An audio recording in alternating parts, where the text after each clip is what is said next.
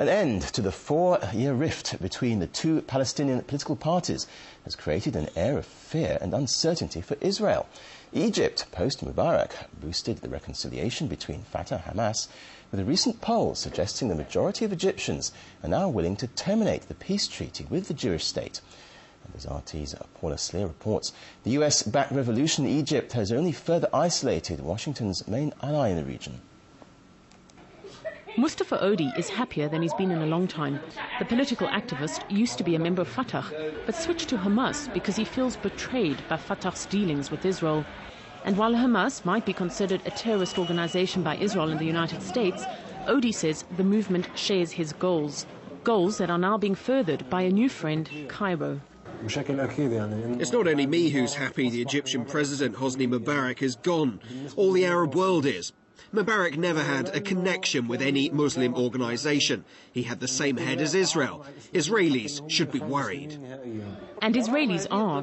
The reconciliation deal between bitter rivals Hamas and Fatah, signed recently in Cairo, took them by surprise and could never have happened if Mubarak was still in power. I think that there was a lot of mistrust between the Hamas and Mubarak and his regime. They have looked upon Mubarak not as a honest broker, because of his ties with Israel. The deal ends 4 years of division between Hamas and Fatah and better prepares them for their planned declaration of Palestinian statehood in September. I am afraid that Hamas, once they get into the West Bank in a kind of a free, legal way by the Palestinian Authority, sooner rather than later, they will overtake the West Bank, and this might be then a problem not only for the Palestinians, it will be a problem for Israel. This is one of the many checkpoints between Israel and the Palestinian territories. As Cairo extends a hand to the Palestinians, security here is likely to be beefed up. In the 3 months since Mubarak was ousted, no one's replaced him. Some believed the Americans gave up their old friend too early and too easily, miscalculating that his replacement would be a Democrat bowing to their interests.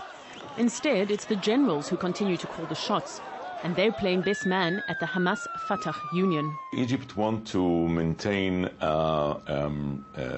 the way that it has been run on one hand, but on the other hand, they want to establish new relationship with Hamas. We are not sure about the way that the new Egyptian government will act. So ironically, while Washington thought it was creating a safer Middle East, its closest ally, Israel, is suffering. A recent poll found that 54% of Egyptians want to see the Egyptian-Israeli peace treaty cancelled, a statistic that has Israelis terrified and missing the old order more and more. Paula Sleer, RT, and the Palestinian Authority.